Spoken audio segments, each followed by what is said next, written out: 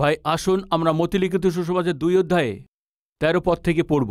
তাহারা চলিয়া গেলে পর দেখো প্রভুর এক দূত স্বপ্নে যোসেফকে দর্শন দিয়া কহিলেন, উঠো, শিশুটিকে ও তাহার মাতাকে লইয়া মিশরে পলায়ন করো, আর আমি যতদিন তোমাকে না বলি ততদিন সেখানে থাকো, কেননা হেরোদ শিশুটিকে বধ করিবার জন্য তাহার অনুসন্ধান করিবে।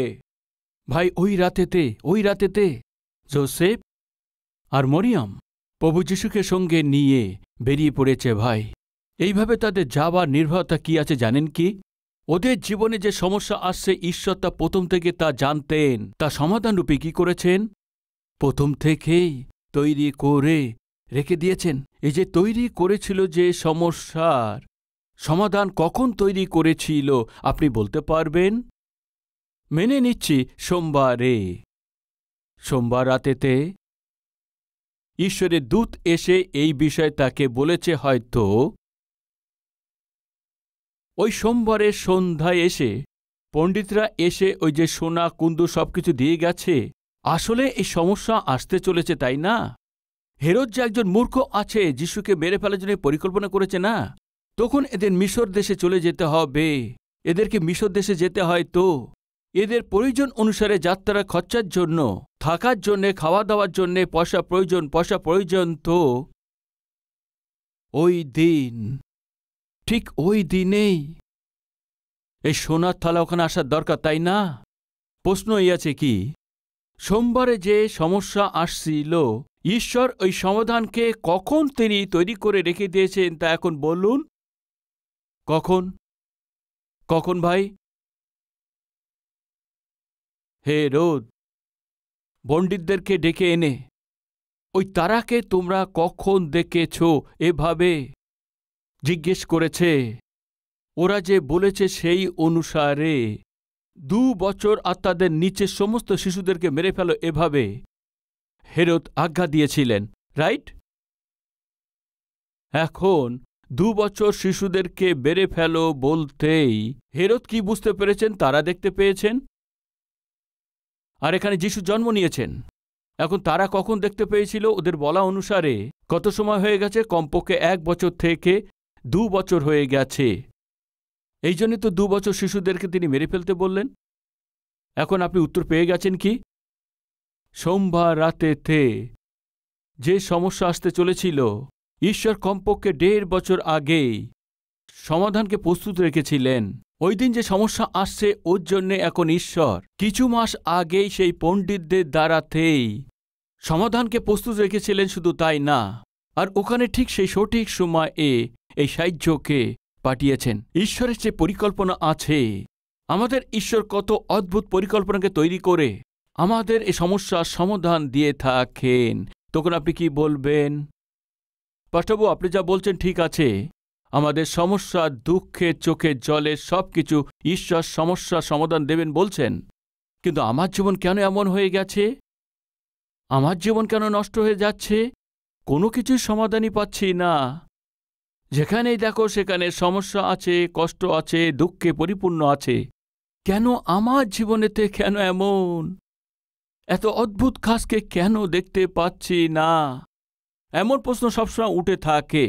এর উত্তর বাইবেলেতে আছে। প্রথম সমাধান যোসেফ আর মরিয়ম। সাবধানে যদি তাদেরকে পরীক্ষা করে দেখেন, তো যখনই ঈশ্বর ওদেরকে যা বলেছেন ওরা তা করেছেন। ওরা কষ্টের মধ্যে থাকলেও করেছেন, অপমানিত হলেও করেছেন, অসম্ভব হলেও তা করেছেন। কেন আপনি বলতে গেলে যদি মন দিয়ে পরীক্ষা করেন, তো মরিয়মের কাছে স্বর্গদূত এসে বললেন, ঈশ্বর তোমাকে অনুগ্রহ করেছেন। দেখো, তুমি গর্ভবতী হবে আর তুমি একটি পুত্র সন্তান জন্ম দেবে। আমি তো কোনো পুরুষকেই জানি না, আমি তো কুমারী আছি। এ কিভাবে সম্ভব আছে? পবিত্র আত্মা তোমার উপরে ছায়া করবে, তুমি পুত্র জন্ম দেবে আর তার নাম যিশু রাখবে। যখন এভাবে বললেন, ঠিক আছে, আমি যেন তার বাক্য অনুসারে চলতে পারি। ভাই, যোসেফের বিষয়ে বাইবেল বলে ও ধার্মিক ছিলেন। মরিয়মের বিষয়ে বাইবেল বলে ও পবিত্র ছিল, কুমারী ছিল। কিন্তু ওই সময়ই এই বিষয় সম্পর্কে অজানা যোসেফ যে ধার্মিক ছিলেন, মরিয়মকে গোপনভাবে ত্যাগ করবেন, এইভাবে একটা নির্ণয় ও নিয়েছে। ঠিক ওই রাতেই স্বপ্নেতে ঈশ্বরের দূত প্রকাশ হয়ে বলছেন, যোসেফ, মরিয়মকে স্ত্রী হিসেবে গ্রহণ করতে তুমি ভয় পেও না। ও পবিত্র আত্মার দ্বারায় ও গর্ভবতী হয়েছে। ওকে তোমার কাছে নিয়ে আসো। ওকে পুত্র হবে, আর সে পুত্রের নাম যিশু রাখবে, কেননা ও সে লোকদেরকে পাপ থেকে পরিত্রাণ দেবেন। যিশু মানে পরিত্রাতা। মরিয়মকে স্ত্রী হিসেবে গ্রহণ করতে তুমি ভয় পেও না। ও ভয় পাচ্ছিল, ভাই, ভয় করো না।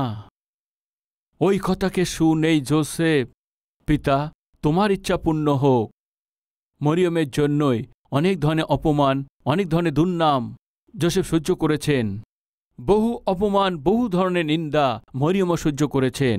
বিবাহের পূর্বে যখন গর্ভবতী হয়েছেন, এই অপমান, এই নিন্দা, এ সব কিছুই যোসেফ আর মরিয়ম সহ্য করেছেন। প্রিয় ভাই ও বোন, দয়া করে শুনুন, যীশু খ্রিস্টের রাস্তা এই ফুলের রাস্তা নয়, এই যন্ত্রণাদায়ক রাস্তা আছে। খ্রিস্টের উপরে বিশ্বাস করার জন্যই, ঈশ্বরের উপরে বিশ্বাস করার জন্যই, ত্যাগের জন্য যখন আপনি সমর্পিত হন, সুসমাচারের জন্য যখন আপনি উপহার দেন, আপনার লোকে আপনাকে বিরোধিতা করতে পারে। ওই দিন মরিয়ম আর যোসেফ দুজনে খুবই আনন্দের সহিত নিজেকে ঈশ্বরের কাছে সমর্পণ করেছেন।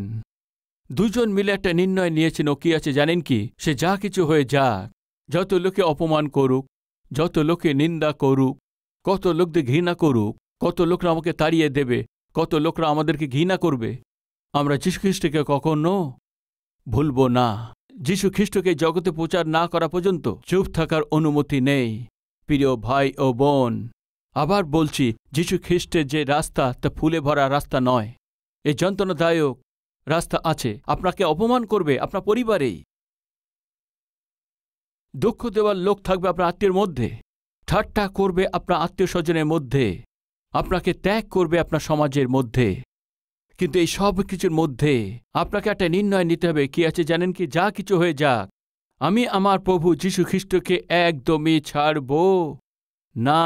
যোসেফ আর মরিয়ম যদি মন দিয়ে পরীক্ষা করেন, তাহলে দেখতে পাবেন প্রতি জায়গায়, প্রতি স্থানে যীশু খ্রিস্টের বলা অনুসারেই করেছেন।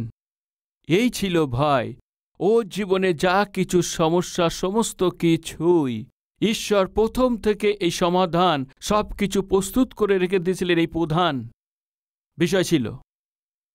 আজকে আপনার জীবনে যে সমস্যা, যন্ত্রণা আছে, ও সমাধান যদি আপনি পাচ্ছেন না, তো তবে ঈশ্বরকে যন্ত্রণা দেবেন না। কেননা আমরাই ঈশ্বরের কথা শুনি না। ঈশ্বর যা করতে বলছেন আর আমরা অন্যটা করছি। আমি আরেকটা কথা বলে এগিয়ে যেতে চাইছি। এলিও, দুর্ভিক্ষ পড়তে চলেছে, কষ্ট আসতে চলেছে, খাবারের অভাব হবে। এই জন্য তুমি আমার সেবক আছো, আমি তোমাকে অনেক পছন্দ করি। এই দেশেতে অনেকে ক্ষুধার্তই থাকবে, কিন্তু তুমি ক্ষুধাতে থাকবে না। এলিও, কিরিত স্রোতের ধারে তুমি যাও, ওই নালার জল তুমি পান করো। তোমাকে খাবার খাওয়ানোর জন্য কাকগুলোকে না, হয়তো কাকগুলো সমূহকে, কোনটা ঠিক আছে? প্রথম রাজাবলী পুস্তকে তার 17 অধ্যায় আপনি পরীক্ষা করে দেখেন তো, 2-3 পদে দেখুন। পরে তাহার নিকটে সদাপ্রভুর এই বাক্য উপস্থিত হইল, তুমি এই স্থান হইতে প্রস্থান করিয়া পূর্ব দিকে যাও এবং যর্দনের সম্মুখস্থ কিরিত স্রোতের ধারে লুকিয়া থাকো, যে স্থানে তুমি স্রোতের জল পান করিতে পাইবে, আর আমি কাকদিগকে তোমার খাদ্যদ্রব্য যোগাইবার আজ্ঞা দিয়াছি। কাক না, কাকদের না, কিন্তু কি আছে? আমি কাকদিগকে আমি আজ্ঞা দিয়েছি। কত মহান ঈশ্বর আছেন! একটি কাক না, দুটি কাক নয়, কাকদিগগুলোকেই আমি আজ্ঞা দিয়েছি। 6 পদেতে। আর কাকেরা তার জন্য প্রাতকালে রুটি ও মাংস, সন্ধ্যাকালে রুটি মাংস আনিয়া দিত। রুটি আর মাংস কি লেখা আছে? ভেজিটেরিয়ান ছিল না নন ভেজ ছিল? ফুল মিল ছিল না প্লেট মিল ছিল? আমার প্রভু যখন আপনাকে দেবেন, তো সম্পূর্ণ পেট ভরে আপনাকে খাবার দেবেন, অর্ধেক এমন কোনো কিছুই দেবেন না। যদি মানুষের উপর নির্ভর করেন তাহলে অর্ধেক দিতে পারে, খারাপটা দিয়ে থাকেন। অনেকবারে আমাদের ঘরেতে সবজি বেঁচে যায়, খাবো ভেবেছিলাম কিন্তু দুর্গন্ধ বেরিয়ে যায়, বলে পুত্র এটাকে নিয়ে ওদেরকে দিয়ে দাও বলেন। নেই কি বলবেন এমন লোক? এ সঠিক পদ্ধতি নয়। প্রিয় ভাই ও বোন, ঈশ্বরকে দেখুন। এলিয়াকে বলছেন, এলিও ওই কৃত স্রোতের ধারে তুমি যাও। আমি কাক দিগকে আজ্ঞা দিয়েছি, যিনি তোমাদেরকে দেখভাল করবেন, আমি ওদেরকে সবাইকে বলে দিয়েছি, তোমার দেখাশোনা করবে। সকাল আর সন্ধ্যা রুটি আর মাংস, সকাল সন্ধ্যা রুটি মাংস নিশ্চয় নিয়ে আসবে। একটা কাককে নয়, দুটি কাককে নয়, কিন্তু কাক দিগকদেরকে বলেছি।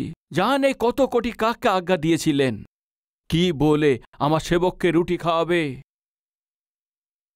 রাইট? মনে করুন আমি যদি এলিয়ার স্থানে আমি থাকতাম, তো ঈশ্বর আমাকে দেখে কেন চুপচাপ আছেন? কৃত স্রোতের ধারে যেতে বলেছেন না? কিছু না প্রভু, জানে কেন কৃত স্রোতের ধারে আমার পছন্দ নয়। কি পছন্দ নয়? কিরিতের স্থান আমার পছন্দ নয় ভাই। আচ্ছা, এও তোমার পছন্দ নয়? যদি যদ্দন নদী হতে ভালো হতো। যদি আপনি কিছু না মনে করেন তো যদ্দনের নদীর ধারে থাকব প্রভু। তখন ঈশ্বর বলবেন, তোমার ইচ্ছা, তুমি যাও। এখন আমি কৃত স্রোতের ধারে না গিয়ে, আমার পছন্দ আছে এই জন্য যদ্দন নদীর ধারেতে গিয়ে পেট ভরে জল খেয়ে স্নান করে উঠছে ওই কাকদের দেখে কোন কাকটা আসবে আমার কাছে। ওই কাকগুলোকে যখন দেখছি ওরা আসছে যাচ্ছে আসছে এভাবে যাচ্ছে, কোনো কাক কোনো কিছু নিয়ে আসছে না। এ কি কাককে আমি আজ্ঞা দিয়েছি বলছে, কিন্তু কোনো একটি কাককেও দেখতে পাচ্ছি না। এভাবে আমি ভাবতে থাকছি, আর এভাবে তো অন্ধকার চলে এসছে। হয়তো কাক ভুলে গেছে, এ কেবল নিয়ে যেতে পারে, আনতে জানে না, এমন আমি ভাবছি। আর দ্বিতীয় দিন কাক এসছে, তারা ঘুরছে, ও সে খাবারের জন্যে ঘুরে বেড়াচ্ছে। দুপুরের সময় হয়ে গেছে, আমার খিদে পেয়েছে, পেটও জ্বলছে, খুবই খিদে পেয়েছে। পিতা, আপনি কোথায় আছেন পিতা? আমাকে রুটি দেবে বললেন, আমাকে অভাবে পড়তে দেবেন না বললেন, কাকের দ্বারায় রুটি খাওয়াবেন বললেন। হে ঠিক আছে কি পিতা? এ প্রার্থনা করতে থাকবে আর প্রভু দেখবে। 2-3 দিন হয়ে গেছে, খাবার নেই, কিছু নেই। সিংহের শাবকরা ক্ষুধার্তই থাকবে, কিন্তু যে তোমার ভয় করে চলে তার কোনো কিছুর অভাব থাকবে না। আপনি বলেছেন, আমার জীবন কেন এমন করে দিয়েছেন? ভাই, আপনি যতই এমন কাঁদুন, যতই তুমি কথা বলো, ঈশ্বর দেখতেই থাকবেন। কেন এমনভাবে দেখছেন প্রভু? আমি কি করতে পারি? ওখানে সম্পূর্ণ স্টক এসে পড়ছে। কোথায় স্টক? ঈশ্বর কোথায় তার অ্যাড্রেস দিয়েছিলেন? কাকগুলোকেও অ্যাড্রেস দিয়েছেন। কোথায় দিয়েছেন? কৃত স্রোতের ধারে। আমাদের ব্রাদার কোথায় আছে? সতীশ ব্রাদার এখন কোথায় আছে? ওনার যদ্দন পর্যন্ত আছে। আমি যখন যদ্দনের কাছে আছি, কৃত স্রোতের ধারে যে সম্পূর্ণ খাবার আছে, আমি কিভাবে পাবো? বুঝতে পারছেন? কি বুঝতে পেরেছেন তা বলুন। কেন আমাদের জীবনে আমরা যেটা চাইছি সেটা আমরা পাচ্ছি না?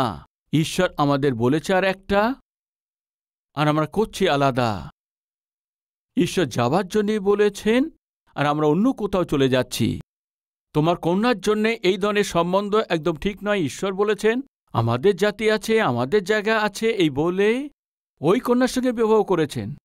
আজকে নরকের অনুভব করছেন। এ কি আছে, এমন বৌমাকে দিয়েছেন, আমি দিয়েছি কি? তুমি পছন্দ করে নিয়ে আসছো। প্রিয় ভাই ও বোন, দয়া করে ধ্যান দিন। এলিয়ের রুটির প্রয়োজন হওয়ার আগেই, এলিয়ের ক্ষুধার্ত হওয়ার আগেই ঈশ্বর ও জীবনের জন্য যা প্রয়োজন ছিল তা আগে থেকেই তৈরি রেখেছেন। কাক আর কাক দিগদেরকেই প্রথম থেকে বলে দিয়েছেন এবং অ্যাড্রেসও বলে দিয়েছেন, টাইমও ফিক্সড করে দিয়েছেন। ওই টাইম অনুসারে এই কাক রুটি এনে দিচ্ছে, মাংস এনে দিচ্ছে। যদি আপনি ওখানে নেই, সেটা আপনারই ভুল আছে। আজকে আমাদের মধ্যে অনেক লোক, ঈশ্বর আপনার আমার জন্যে সমস্ত ব্যবস্থা করে দিয়েছেন, তো ঈশ্বর বিরুদ্ধে জীবনযাপন করে আজকে আমরা এক অনাথের মতো জীবনযাপন করছি। ক্ষুধাতে সম্পূর্ণভাবে যন্ত্রণা পাচ্ছি। অপ্রয়োজনে ঈশ্বরকে নিন্দা করছি। যোসেফ আর মরিয়মকে দেখুন, আপনি যেখানে দেখবেন ঈশ্বর যা বলেছেন সেটাই তারা করেছেন। অনেকবার তাদের মুশকিল হয়েছে, অনেকবার এরা নিন্দাকে সহ্য করতে পারেনি, কিন্তু তবুও ঈশ্বরের ইচ্ছা আমাদের জন্য ভালো আছে। মরিয়ম আর যোসেফ ঈশ্বর যেটা বলেছেন সেটাই করেছেন। ভাই শুনুন, ঈশ্বর যা বলেন ওইটা যারা করে থাকেন জীবনের সমস্ত কিছু প্রয়োজনীয়তার জন্য ঈশ্বরই করেন, ঈশ্বরই লক্ষ্য রাখেন। আপনি যত সে ভক্ত হন না কেন, ঈশ্বর যেটা বলেছেন সেটা না করে আপনার নিজের ইচ্ছে মতো করে, প্রভু আমার কষ্ট দূর হচ্ছে না, আমার চোখের জল মুছছে না, আপনার পেট ভরছে না, আপনি কাঁদছেন, আপনি যা কিছুই করুন, কোনো লাভ হবে না। এলিও, সমস্ত দেশের লোক ক্ষুধায় ছিল, কিন্তু তোমাকে আমি ক্ষুধার্ত থাকতে দেব না। সমস্ত সৃষ্টির আরাধনা করার, তুমি সে আরাধনা করার লোক আছো। তুমি কাকদের দ্বারা তোমাকে পাঠাবো খাবার, পাঠিয়েছে কি না? পাঠিয়েছেন। কাকগুলোকে আগেই আজ্ঞা দিয়ে সমস্ত ব্যবস্থা তিনি তা পূর্ণ করেছেন। ও আপনার আমার জন্য সমস্ত ব্যবস্থা করে দিয়েছেন। আপনার আমাকে কি করতে হবে? ঈশ্বর যেটা বলেছেন ওইটাই করতে হবে। ভাই 20 বছর আগে প্রথমবারে আমি আমেরিকাতে যাচ্ছি, এক কনফারেন্সে আমাকে ডেকেছে, ওই কনফারেন্সে আমি যাচ্ছি।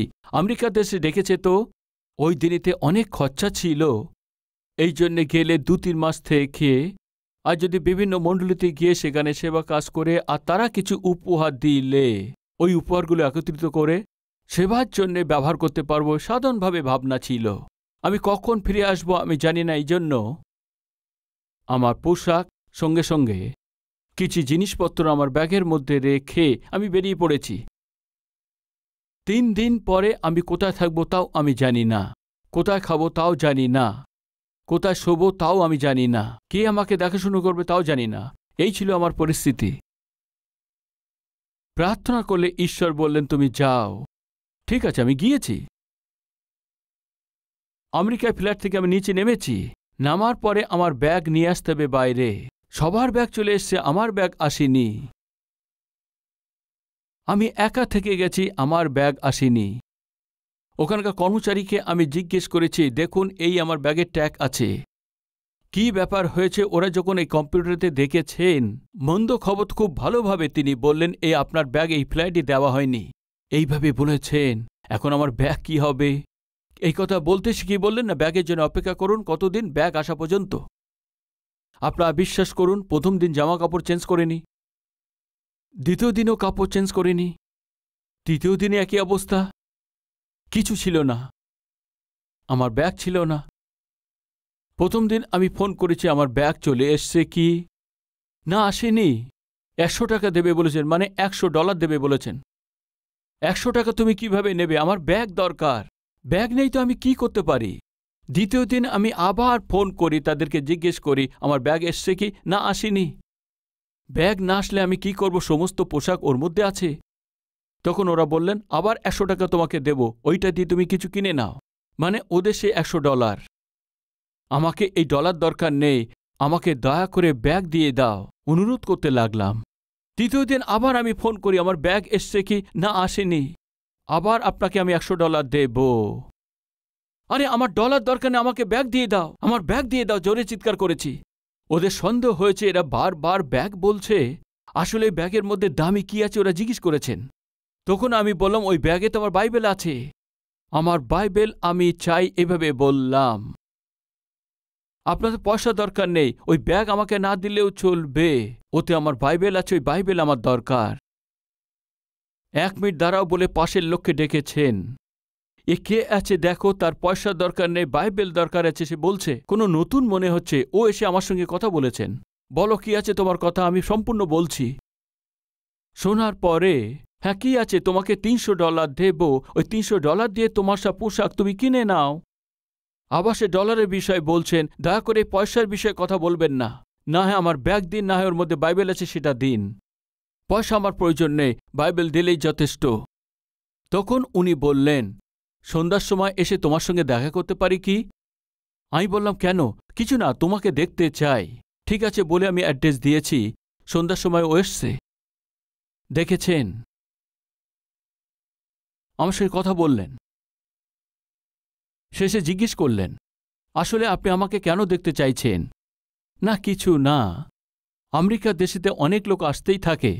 সাধারণভাবে লোকরা পয়সার জন্য আসে, যেন তার সেবা কাজ পূর্ণ হয়, এই জন্য আসে। সাধারণভাবে এখানে উপহার জন্য আর পয়সার জন্য আসে, এইটা আমি জানি।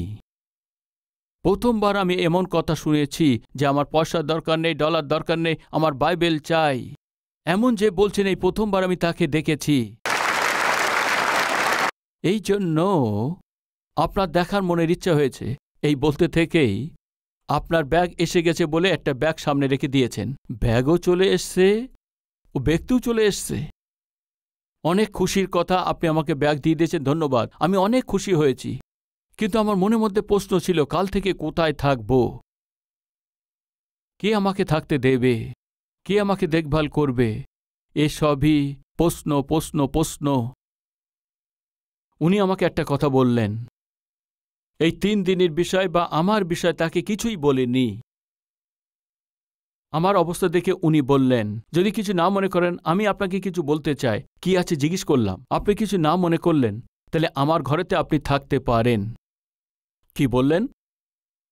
আপনি কিছু না মনে করলে আমার ঘরেতে থাকবেন কি? আপনি যতদিন আমেরিকাতে থাকবেন ততদিন ধরে আমার ঘরেতে থাকুন, আমি আপনার দেখভাল করব। আপনি আমার ঘরেতে থাকুন, আপনার কোথাও যাওয়ার দরকার আমি আপনাকে নিয়ে যাব। যে চার্চে আপনি যেতে চান আমি সঙ্গে করে নিয়ে যাব। দয়া করে এই সুযোগ আমাকে দিন। আপনি যখনই এই দেশে আসবেন আমাকে একটা ফোন কল করবেন, আমি এসে আপনাকে রিসিভ করব।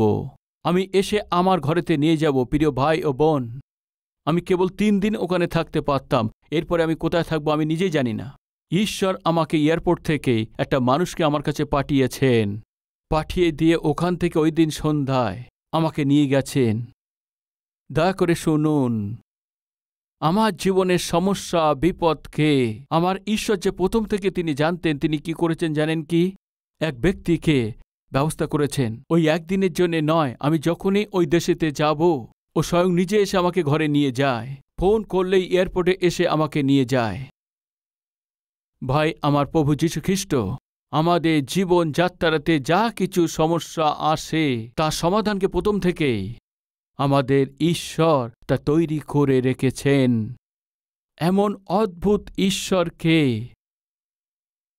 আশীর্বাদকে এবং আশ্চর্য কাজকে অনুভব করতে হয় তো আমাদের ঈশ্বর যা বলেছেন সেই অনুযায়ী করতে হবে, তার ইচ্ছা অনুসারে করতে হবে। যে তাকে কষ্টদায়ক করেন, যে তাকে আঘাত করে থাকেন, যে ওদেরকে দুঃখ দিয়ে থাকেন, যে ওকে কাঁদিয়ে থাকেন, এমন কাজ আমাদের জীবনে যেন না থাকে। ভাই, আমরা যেন ঈশ্বরকে খুশি করতে পারি, তার সন্তান হিসেবে চলি, তো আমাদের জীবনে কোনো ধরনের অভাব ওই ঈশ্বর আসতে দেবেন না। বিশ্বাস যারা করছেন আমার সাথে মিলে প্রার্থনা করবেন কি?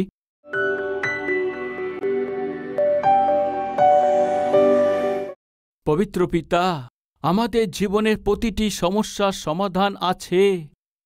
কিভাবে? এই বার্তার দ্বারা আমরা তা জানতে পেরেছি। অনেক বহুমূল্য এই বার্তার দ্বারায়, এই বাক্যের দ্বারায় আপনি আমাদের সঙ্গে কথা বলেছেন। আমাদের যে অনেক প্রশ্ন ছিল তা আপনি উত্তর দিয়েছেন, আপনার ধন্যবাদ। সময় অনুযায়ী আপনি প্রতিক্রিয়া দেখানোর ঈশ্বর আছেন, আপনি দেরি করার ঈশ্বর তা নন। এলিওকে ক্ষুধা লাগার আগেই কাক দিগকে খাবার খাওয়ানোর আজ্ঞা দিয়েছেন পিতা। পিতা, আপনি এলিওকে বললেন তুমি ওখানে যাও, যথেষ্ট। পিতা, আপনি আমাকে জীবনের চেয়ে প্রেম করেন, আমাদেরকে লক্ষ্য রাখার ঈশ্বর আছেন। এই জন্যে আজ থেকে আপনার ইচ্ছা অনুসারে চলতে পারে এমন মন আমাদেরকে দিন। আপনার আজ্ঞা মেনে চলতে পারে আমাকে সাহায্য করুন। সমস্ত বিপদ থেকে আমাদেরকে রক্ষা করুন। আমাদের সুরক্ষিত দিন পিতা। আপনি সুরক্ষিত দেবেন, রক্ষা করবেন, আমাদের সমস্ত প্রয়োজন আপনি পূর্ণ করবেন। বিশ্বাস করি, আমি আপনাকে ধন্যবাদ দিই, আপনার মহিমা করি। আত্মিক রূপে শক্তিকে, দৈহিক রূপে বলকে আপনি মহান অনুগ্রহকে করুন। যীশু খ্রিস্টের নামেতে চাইছি পিতা, আমেন।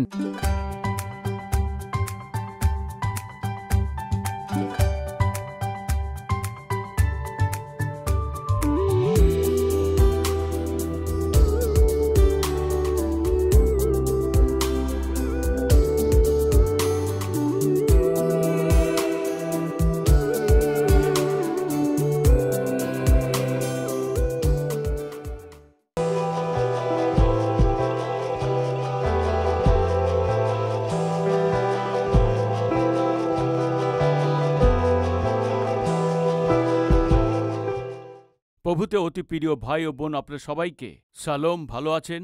ক্যালভারি শহর 2003-এ শুরু করা হয়েছিল।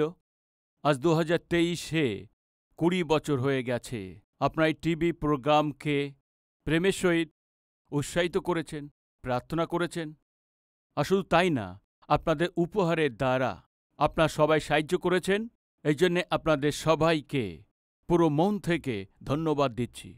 আজ এই কার্যক্রমের দ্বারা হাজারো লোক, কোটি লোকের কাছে জীবিত ঈশ্বরের এই অদ্ভুত সুসমাচারকে পৌঁছানোর জন্য আপনারা যে সাহায্য করেছেন, আমার মন থেকে ধন্যবাদ দিচ্ছি। আর সেই সঙ্গেই আমাদের এই ক্যালভারি শহরের কার্যক্রম শুধু বাংলাতে নয়, ভারত দেশেতে বলা হয়ে থাকে সব প্রধান ভাষাতেই প্রভু যীশুখ্রিস্টের সুসমাচারকে আমরা পৌঁছে দিতে পারি। পরিশ্রম করছি।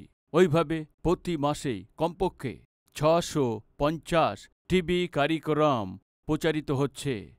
উৎসাহিতের সঙ্গে এই কার্যকে এগিয়ে নিয়ে যেতে হয়তো নিশ্চিত রূপেতেই আপনার সাহায্য, প্রার্থনা আর সহযোগিতা প্রয়োজন আছে। এক কার্যক্রম প্রচারিত হওয়ার জন্য বিভিন্ন চ্যানেল অনুসারে 20,000, 30,000, 40,000, 50,000 পর্যন্ত একটা কার্যক্রমের জন্য খরচ করতে হয়। প্রভু যদি আপনাকে উৎসাহিত করেন এই টিভি কার্যক্রমকে সাহায্য করার জন্য, আপনার মনে এই বোঝা দেওয়াতেই নিশ্চয়ই প্রার্থনা করে এই সেবা কাজকে সাহায্য করুন। আমি চাইছি হায়দ্রাবাদেতে প্রতি শনিবারেতেই স্পন্সর মিটিংয়ে আপনিও সংযুক্ত হয়ে আপনার পরিবারের পক্ষ থেকে একটা টিভি কার্যক্রমকে সাহায্য করার দ্বারায় সুসমাচারকে লক্ষ লোকের কাছে পৌঁছে দিন। আমি অনুরোধ করছি, ভাই, এই সপ্তাহের মধ্যে পরিবারে কারো জন্মদিন আছে কি? বা ঈশ্বর আপনাদের জীবনে কোনো শুভ কাজ করেছেন কি? আপনার প্রার্থনা উত্তর দিয়েছে কি? দিয়েছে তো তাহলে ধন্যবাদিত হয়ে ক্যালভারি শহরকে সাহায্য করতে চান? বা ঈশ্বর সন্তানকে আশীর্বাদ দিয়েছেন তার নামকরণ করার জন্য, অক্ষর অভ্যাসের জন্য, অন্নপ্রাশনের জন্য, এইসব শুভ কাজের জন্য আমার হাতের দ্বারা আপনার সন্তানের জীবনে এটা করানো আশা করছেন তো? শনিবারে ক্যালভারি শহর টিভি কার্যক্রমকে সাহায্য করে আপনার জীবনের শুভ কাজকে আমার সাথে সেলিব্রেট করার জন্য আপনাদের সবাইকে প্রেমের সহিত আহ্বান করছি। মানে আমার পরিশ্রমের সহিত আপনিও সহভাগী হয়ে সুসমাচারকে ছড়িয়ে দিন। আপনার খুশিতে আমিও সহভাগী হয়ে আপনার খুশিকে পূর্ণ করতে হবে। মন থেকে চাইছি এই অদ্ভুত ঈশ্বরের সুসমাচারকে জগতে পৌঁছে দেওয়ার প্রক্রিয়াতে আপনার প্রার্থনা, আপনার উৎসাহকে চাইছি। প্রভুতে আপনার প্রিয় সতীশ কুমার।